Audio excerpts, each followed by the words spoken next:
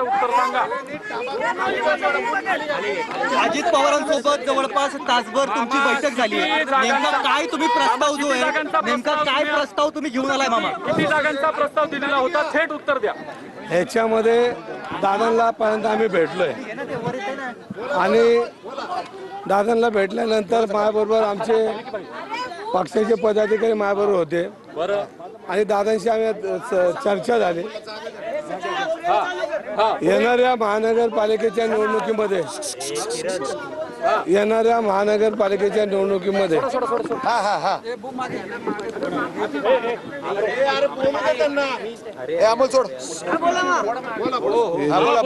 किती जागांचा प्रस्ताव दिला तेवढं सांगा। ह्याच्यामध्ये कुठल्या जागेचा प्रस्ताव आता दिलेला नाहीये। आता आम्ही त्यांच्याशी भेटलोय, बोललोय आणि परत आमची चर्चा रात्री होणार आहे। अजून आमची कुठली चर्चा झालेली नाहीये, पण आम्ही भेटायला आलेलो आहे आणि आता पुणे महानगरपालिकेच्या निवडणुकी संदर्भात आपण राज्यामध्ये एकत्र आहोत। त्यामुळे आम्ही काय बसू शकतो का एवढंच फक्त आम्ही आमचं त्यांच्याशी बोललो। त्याच्यामध्ये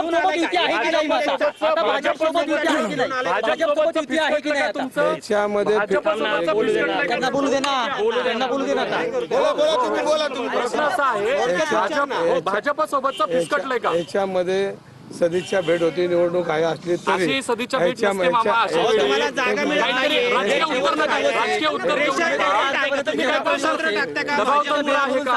खेळी आहे का? भाजपवर दबाव टाकताय का तुम्ही? भेटी घेऊन चहा प्यायला तुम्ही आले का इथे? नेमकं काय झालेलं आहे? त्यांना बोलू द्या ना। आम्हाला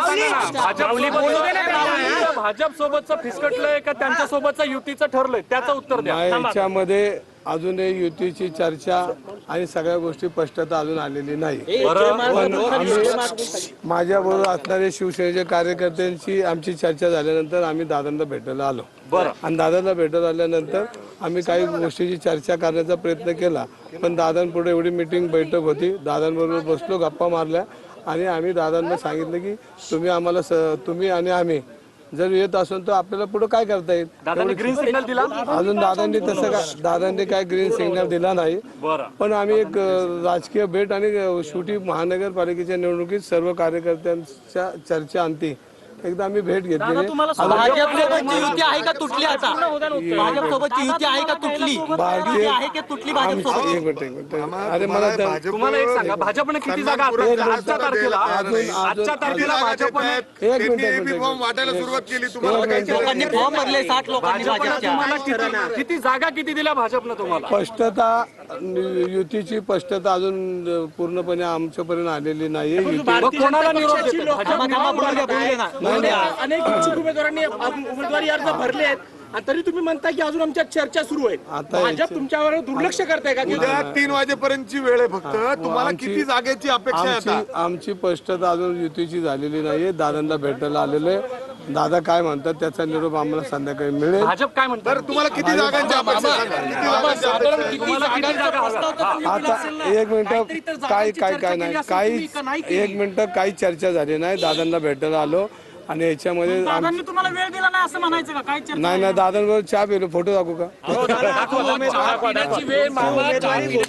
एक तर तुम्हाला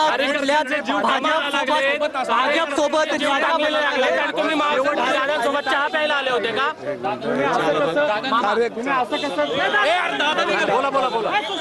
कार्यकर्त्यांना घेऊन आम्ही दादांकडे बोलत नसते कार्यकर्त्यांना घेऊन आल्यानंतर दादांबरोबर आमची चर्चा तुम्ही बोला। तसं नाही, पक्षश्रेष्ठींनी काय सांगितलंय? अजित पवारांसोबत जाऊन युती करायचं सांगितलंय पक्षश्रेष्ठींनी? पक्षाच्या तशा काही सूचना मला नाहीये, ऑफिशियल ऑफिशियल माझ्या सूचना नव्हत्या, पण काही कार्यकर्त्यांसह आम्ही या ठिकाणी आलो होतो आणि याच्यामध्ये पक्षाने काय मला सूचना दिल्या नाहीत, पण आम्ही कार्यकर्त्यांना घेऊन जागा घेऊन आलो होतो नाही अजून प्रस्ताव बिस्ताव का आलेला नाही। भाजपसोबत काहीच ठरत नाहीये का तुमचं?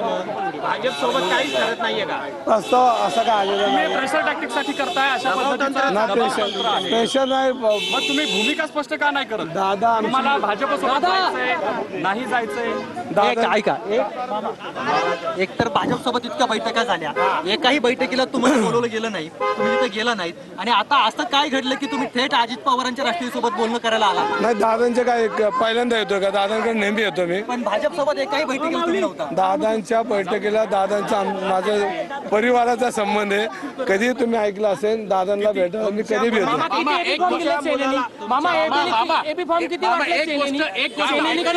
उमेदवारांना आतापर्यंत सेनेनी एबी फॉर्म दिले. अजून आमचा एबी फॉर्म अजून कुठल्याही कार्यकर्त्याला दिला नाही. सगळ्यांना फॉर्म भरायला लावलेले आहेत. आमचा एबी फॉर्म आज त्यांना उद्या सकाळपर्यंत सगळ्या कार्यकर्त्यांना पोहोचेल. आमचा काय त्याचा प्रस्ताव नव्हता. आम्ही फक्त दादांना भेटायला आलो आणि भेटे आणि ते आम्हाला चर्चा करायची आपल्याला कसं जाता येईल का.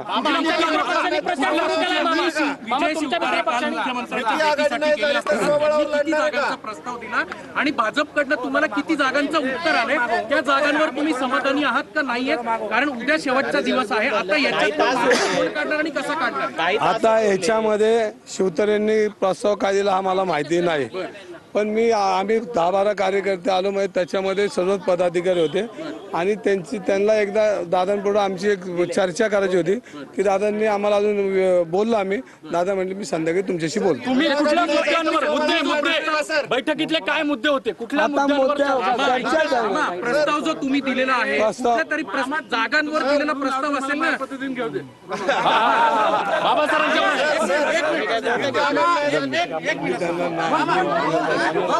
बाबासाहेबांपर्यंत तोडगा निघण्याची अपेक्षा आहे आता, ते तरी सांगा. आता याच्यामध्ये बघा दादांशी बोललोय.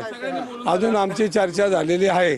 पण त्याच्यामध्ये दादांचं आमचं प्रस्तावाबद्दल काय बोलणं नाही आलं.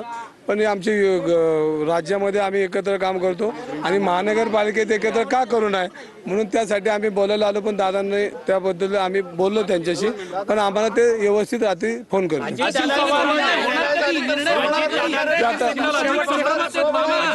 ग्रीन सिग्नल दिला नाही असं तुम्ही म्हणाले, याचा अर्थ चर्चा सकारात्मक झाली नाही असा होतो. नाही चर्चा नाही. अजून आम्ही फक्त भेटायला आलोय. अजून आमची चर्चा झाली.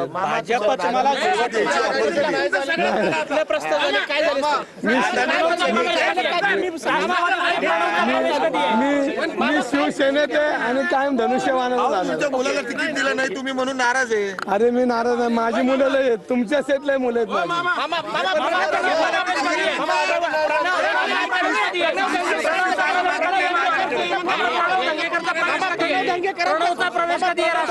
एक मिनिट. माझ्या मुलासाठी मी आलो नाही. माझा मुलगा शिंदे सेनेतून धनुष्यबाणावर निवडून 100% येणार आहे. त्यामध्ये दुमत नाहीये. धनुष्यबाण आमच्या हातात आहे. धनुष्यबाण काय दुसऱ्याच्या हातात आहे. आमच्या हातात.